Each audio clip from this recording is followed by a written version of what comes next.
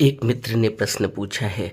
ये कहते हैं कि मैं कायानुपश्यना करता हूँ तो क्योंकि मुझे काया के आंतरिक जो अंग हैं उनका तो पता नहीं है। मैंने वो कभी देखे नहीं, उनका आभास तो मुझे होता नहीं है। लेकिन क्योंकि मैंने वो सब किताबों में कहीं उनके चित्रों को देखा है, तो मेरे अंदर एक ख्याल दौड़ने लगता है, एक कल्पना दौड़ने लगती है। मैं उन कल्पनाओं में खो जाता हूँ। क्या कायानुपश्यना इसी तरह से करनी चाहिए?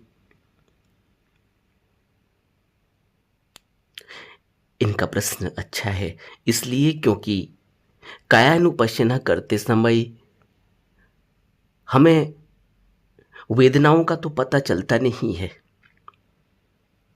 क्योंकि जब तक हमें वेदनाओं का पता नहीं चलेगा तब तक हमें कैसे पता चलेगा कि कायानुपश्यना में हम जिस शरीर के अंग से गुजर रहे हैं वहाँ क्या क्या वेदनाएं उठ रही हैं। क्योंकि हमने कल्पनाओं से कायानुपश्यना नहीं करनी। इस बात को अच्छी तरह से मन में बैठा कर रखना चाहिए। कोई सुनी सुनाई, कोई पढ़ी पढ़ाई, कोई देखी हुई बातें नहीं हैं, बल्कि यह अनुभव है, कल्पना नहीं। इसलिए कल्पनाओं में कायानुपश्यना नहीं होती। इसीलिए कायानुपश्यना को शुरू करने से पहले हमें आनापान सती का अच्छा अभ्यास करना होता है, क्योंकि हर एक की मन की स्थिति अलग अलग है। अब मन स्थिति जिसकी जैसी होगी, अगर कोई साधारण मनोस्थिति वाला व्यक्ति है, सामान्य मनोस्थिति वाला व्यक्ति है, जब वो कायानुपश्यना करता है तो आनापान सती यानी अपनी आती जाती सांस के प्रति जागरूक रहते हुए ही वो कायानुपश्यना का आरंभ कर सकता है। जबकि कोई व्यक्ति अगर वासना में डूबा हुआ है, उसके अंदर वासना के ही विचार उठते हैं, काम वासना के ही विचार उठते हैं, तो उस व्यक्ति के लिए कायानुपश्यना करना मुश्किल हो जाता है। इसलिए उसको प्रतिकूल मनसिकार से शुरुआत करनी चाहिए। अब प्रतिकूल मनसिकार क्या है? प्रतिकूल मनसिकार हम कहते हैं कि उसका ध्यान प्रतिकूल करना होता है। अगर वो काम वासना के चिंतन में लगा है तो उसको अनुकूल नहीं, प्रतिकूल करना होगा काम वासना के प्रति। और प्रतिकूल करने के लिए उसको शरीर की गंदगियों की ओर उसका ध्यान दिलाया जाता है। किसी मित्र ने कभी प्रश्न पूछा था कि बुद्ध शरीर की गंदगियों के ही ऊपर ध्यान देते हैं कि यह मवाद है तो यह लहू निकल रहा है, तो यह पेशाब निकल रही है, यह पॉटी निकल रही है और पसीना निकल रहा है और नाक से नाक निकल रही है। इस तरह की गंदगियों से ही बुद्ध हमें नकार से भर देते हैं। किसी ने कभी यह प्रश्न पूछा था। ऐसा नहीं है, यह तो हकीकत है। इसको तुम नकारात्मक समझो या न समझो, लेकिन यह तो हकीकत है। शरीर में इसी प्रकार की गंदगियां हैं। तभी तो हमें किसी का लहू देखकर विरक्ति होने लगती है, तभी तो हमें किसी की नाक निकलने से बड़ी विरक्ति होने लगती है। हम अपनी आंख बंद कर देना चाहते हैं। जब किसी का मवाद निकलता है शरीर से तो हम अपनी आंख बंद कर लेते हैं, अपने को हटा लेते हैं वहाँ से। हम किसी की पॉटी को देख नहीं पाते, अपनी ही पॉटी नहीं देख पाते। पेशाब से हमें बदबू मालूम होती है, पसीने से हमें बदबू मालूम होती है, बड़ी ही हमें अरुचि होने लगती है। हम डिओ का इस्तेमाल करते हैं, सेंट का इस्तेमाल करते हैं। यह तो हमें पता है कि शरीर में गंदगी ही गंदगी है, लेकिन उसके बावजूद भी हम शरीर का भोग कर लेना चाहते हैं, सेंट डालकर ही सही। हकीकत तो यही है। लेकिन जब बुद्ध उस तरफ हमारा ध्यान खींचते हैं तो हमें लगता है कि बुद्ध हमें नकार से भर देंगे, नकारात्मक बना देते हैं, बुद्ध नकार की बातें करते हैं। ऐसा नहीं है। प्रतिकूल मनसिकार इसीलिए देना होता है ताकि हमें शरीर की गंदगियों की ओर हमारा ध्यान जाए, ताकि हमें शरीर के भोगों के प्रति से उदासीनता होने लगे। जब तक हम उदासीन नहीं होंगे तब तक हम कायानुपश्यना कैसे करेंगे, तब तक हम ध्यान कैसे करेंगे। विरक्ति होना आवश्यक है। इसलिए जो सामान्य स्थिति वाला व्यक्ति है, सामान्य मनोस्थिति वाला व्यक्ति है, वह व्यक्ति तो कायानुपश्यना आसानी से कर लेता है।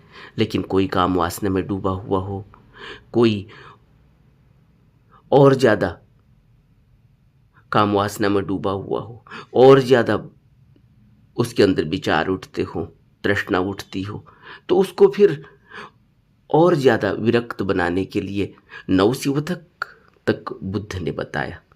बुद्ध ने कहा कि तुम नवशिवथिक करो। किसके लिए है नवशिवथिक? कायानुपश्यना के 6 भाग हमने पहले से ही अलग से वीडियो में बात की है। लेकिन नवशिवथिक जब बुद्ध कहते हैं तो नवशिवथिक किसके लिए है? उन लोगों के लिए जो बहुत ज़्यादा शरीर के प्रति आसक्ति रखते हैं, शरीर को भोग लेना चाहते हैं, बहुत ज़्यादा कामुक है। उनको बुद्ध ने कहा तुम जाओ शमशान में जाकर देखो, शरीर की क्या गति होती है उसको जाकर देखो। कल तक जो व्यक्ति अपने को सबसे ज़्यादा खूबसूरत समझता था, दुनिया में जिसने अवार्ड जीते थे, सबसे ज़्यादा खूबसूरती का इनाम जिसको मिला था, उसकी आज क्या गति है? जो अपने को ज़्यादा हैंडसम समझता था, हैंडसम के इनाम मिले थे उसको, आज उसकी क्या गति है? शमशान में जाकर उसको किस तरह से जला दिया जाता है, किस तरह से उसका शरीर गल रहा है, सड़ रहा है। इसलिए बुद्ध कहते थे कि जाओ शमशान में जाकर देखो शरीर की क्या गति होती है। जिस शरीर के प्रति तुम्हारा इतना मोह, इतनी आसक्ति, इतना राग है कि तुम्हारा मन ध्यान में नहीं टिकता, तुम्हारा मन काया में नहीं टिकता, कायानुपश्यना नहीं करना चाहता, तो जाके देखो, नवशिवथिक करो, उन सड़ी गली लाशों को देखो। इसलिए नवशिवथिक बुद्ध कहते थे। जो उससे थोड़ा सा कम जिसका ध्यान भटक रहा है, उससे कहते थे कि प्रतिकूल मन स्वीकार करो। तुम शरीर के प्रति इन शरीर की गंदगियों को समझो तो सही, जिसको तुम इतनी ज़्यादा इस शरीर से मोह जोड़ रखा है। इस शरीर की हकीकत को तो समझो। इस शरीर में है क्या गंदगी के सिवाय? हर जगह से तो बदबू है। उस गंदगी को इतनी अरुचि होती है देखकर, लेकिन उसके बावजूद भी इसका कभी ख्याल नहीं आता, फिर भी शरीर को भोग लेने की तमन्ना पैदा होती है। तो बुद्ध कहते थे कि तुम प्रतिकूल मन स्वीकार करो, और अगर प्रतिकूल मन स्वीकार से भी तुम्हारा मन नहीं रुकता तो तुम नवशिवथिक करो। लेकिन एक साधारण व्यक्ति कायानुपश्यना करता है तो उसको करते समय कोई कल्पना नहीं करनी। कल्पना अगर करेंगे तो उसमें कोई अनुभव तो है नहीं, इसलिए वो अनुपश्यना नहीं हो सकती, अनुभव नहीं हो सकता। जिसको अनुपश्यना हो रही हो उसी को कायानुपश्यना कहा जा सकता है। काया में काया का ही अनुभव हो। कैसे होगा? जैसे उदाहरण के लिए हम देखते हैं, हम कायानुपश्यना कर रहे हैं, अब वेदना उठी है माथे पर, सर पर कोई भारीपन आया है, कोई वाइब्रेशन हो रही है, तो तुरंत सर पर जब हम कायानुपश्यना करते हुए अपने मन को सर पर केंद्रित करते हैं तो तुरंत अनुभव में आता है कि ये मेरा सर है और इस सिर में मुझे यहाँ पर वेदना हो रही है। तो सिर के अस्तित्व का पता चलता है। और अगर सिर में वेदना ही न हो, कोई वाइब्रेशन न हो, कोई झंझनाहट न हो, कोई भारीपन न हो, कोई खिंचाव न हो, तो सिर का कैसे पता चलेगा? जब सिर का पता नहीं चलेगा तो फिर सिर के अस्तित्व का क्या पता चलेगा? फिर सिर की कल्पना होगी, क्योंकि रोज तो सिर को देखते हैं, बाल बनाते हैं, चेहरे को शीशे में देखते हैं, उसमें सिर भी दिखाई देता है, तो उसको हम सोचते हैं कि यह सिर है, फिर कल्पना हो जाती है। इसलिए कल्पना नहीं करनी हमने। अगर हमें कोई अनुभव नहीं हो रहा है तो कोई बात नहीं, हम सिर से नीचे उतर जाएं, माथे पर आ जाएं, माथे पर कोई खिंचाव हो रहा है तो तुरंत माथे पर हमें कायानुपश्यना का अनुभव होगा, माथे का पता चलेगा। नीचे आ जाएं, आंखों में कोई अनुभव हो रहा है, आंखों में कोई वाइब्रेशन हो रही है, आंखों में कोई खिंचाव हो रहा है, आंखों में कोई तनाव हो रहा है, आंखों में कोई शांति का अनुभव हो रहा है, तो तुरंत हमें पता चलेगा कि ये आँख है। फिर नीचे आ जाएं, नाक में आ जाएं, नाक में कोई वाइब्रेशन सी हो रही है, कोई खिंचाव सा हो रहा है, पता चलता है कि ये नाक है। तो जहाँ जहाँ भी वेदना होती है वहीं हमें कायानुपश्यना का अनुभव होगा, काया का अनुभव होगा। और पहले तो यह स्थूल में ही होगा। तो जैसे इन्होंने कहा कि हमें आंतरिक अंगों का तो पता नहीं है, हमें किडनी का पता नहीं, हमें हृदय का पता नहीं, दिल का पता नहीं, हमें अपने लीवर का पता नहीं, हमें अपनी आंतों का पता नहीं, क्योंकि हमने उनको तो कभी देखा ही नहीं। जब उनको देखा नहीं तो कैसे अनुभव होगा। लेकिन जब अनुभव होगा तब पता चलेगा कि हाँ, यहाँ पर मुझे यह अनुभव हो रहा है। और यह खिंचाव से पता चलता है कि यह अंग कहाँ से जुड़ा हुआ है। यह सूक्ष्म हो गया। पहले स्थूल का तो पता चले, पहले सिर तो दिखे, सिर में वो वाइब्रेशन, वो वेदनाएं पता तो चले। तो वेदनाओं के सहारे ही हम कायानुपश्यना करेंगे। अगर हम यह सोचें कि हम कायानुपश्यना का हर काया के अंगों को देखते हुए चले जाएंगे, तो वो वही देखना है जो हम स्थूल में देख पाते हैं, आँखों से देख पाते हैं, अपने बाहरी अंगों को देख रहे हैं, हाथ को देख रहे हैं, पाँव को देख रहे हैं, वह एक कायानुपश्यना। उसके बाद कायानुपश्यना, जब वेदनाओं का पता चलता है तब कायानुपश्यना। उन वेदनाओं के सहारे हम उस काया के अंग को देखते हैं।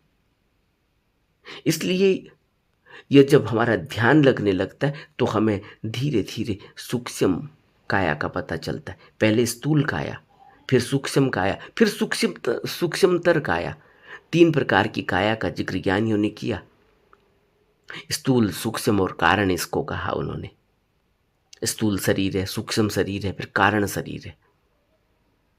इसको अलग अलग तरीके से हमने ज्ञानियों ने हमें समझाने की कोशिश की है। तो हम पहले स्थूल से गुजरे। स्थूल से हमें कुछ अनुभव होंगे, स्थूल में अनुभव होंगे। हाथों में कुछ वाइब्रेशन होगी, अंगुलियों में कुछ वाइब्रेशन होगी, पता चलेगा कि ये अंगुलियां हैं। वहाँ ध्यान टिकेगा।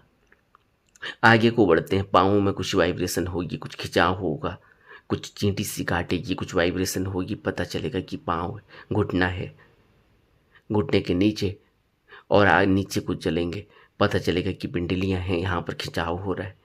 फिर नीचे चलेंगे, पाँवों में कुछ खिंचाव मालूम होगा, कुछ सूनापन मालूम होगा, पाँव के तलुओं में कुछ चींटी सी काट रही होगी, कुछ सरसराहट सनसनाहट सी होगी। ऐसे हम अपनी काया को देखते हुए चलते हैं। पूरे मन को हम इस काया में घुमाते हैं और जहाँ जहाँ भी हमें वेदनाओं का पता चलता है वहाँ वहाँ उस काया का अनुभव होता है, उस अंग का अनुभव होता है। स्थूल में पहले अनुभव होता है, क्योंकि स्थूल काया हमें दिखाई भी दे रही है और उसमें अनुभव भी हमें मालूम पड़ेंगे, क्योंकि वो मोटा अनुभव है। फिर सूक्ष्म अनुभव होगा।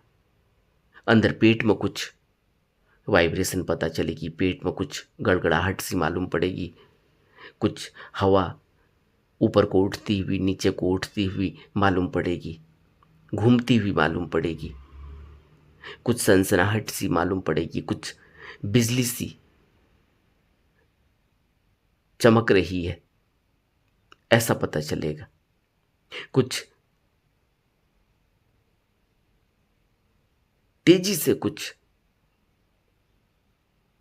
वाइब्रेशन एक जगह से दूसरी जगह में जा रही है।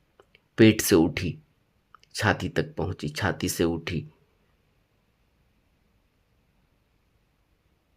गर्दन तक पहुंची, गले तक पहुंची, गले से उठी, नाक तक पहुंची, माथे तक पहुंची। इस तरह की कुछ वाइब्रेशन, कुछ खिंचाव सा हमें मालूम पड़ेगा, बिजली सी चलती हुई मालूम पड़ेगी। ये सब चुंबकीय तरंगें हैं जो पूरे शरीर में दौड़ती रहती हैं। हमें इनका अनुभव ही नहीं हो पाता क्योंकि हमने कभी ध्यान किया नहीं। हमें तो स्थूल का ही अनुभव नहीं हो पाता। कई बार तो चींटी चलती है हमारे हाथ में, कोई मक्खी बैठी हुई हमारे हाथ में, मच्छर बैठा हुआ, हमें पता ही नहीं चलता। इतने सूक्ष्म स्थूल का पता नहीं चलता, तो सूक्ष्म का कहाँ से पता चलेगा? सूक्ष्म तो तभी पता चलता है जब हम कभी अपने में अंदर एकांत में हों। रात में सोए हुए हैं, उठे, नींद खुली, उस समय शरीर में कहाँ क्या वाइब्रेशन चल रही है पता चलता है, क्योंकि उस समय हम बिल्कुल ही तरोताजा हैं। अभी नींद खुली है, गहरी नींद से उठे हुए हैं, वहां पता चलता है थोड़ा बहुत।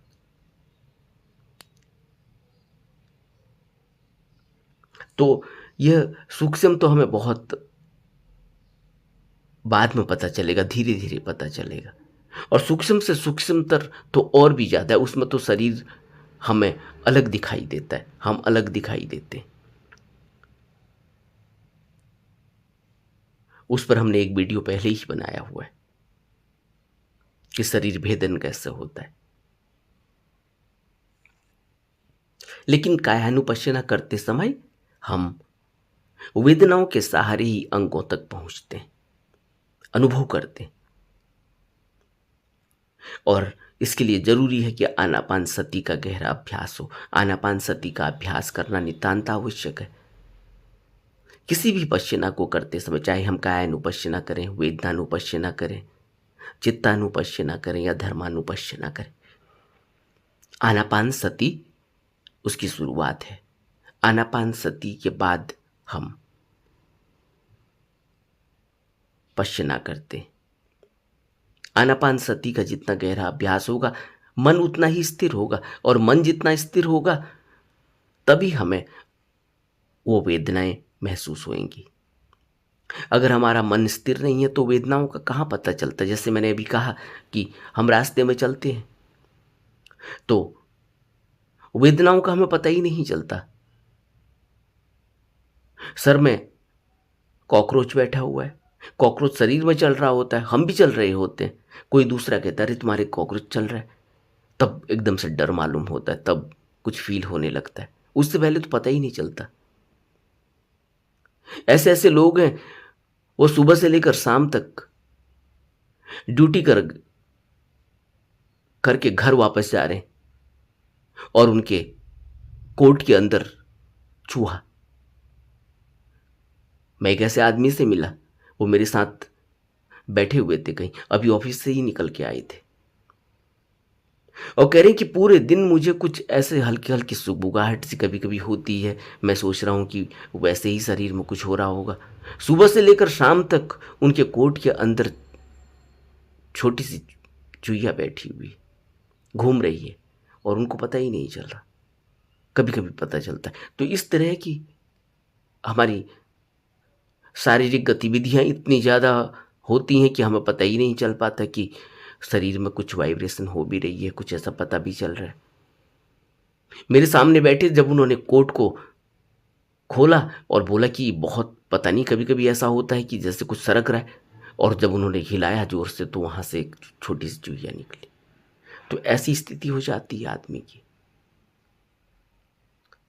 तो सूक्ष्म वेदनाएं तो बाद में पता चलेंगी, पहले स्थूल शरीर में वेदनाओं को देखना सीखना होगा, महसूस करना सीखना होगा, अनुभव में लाना होगा। कायानुपश्यना की शुरुआत ऐसे ही होती है।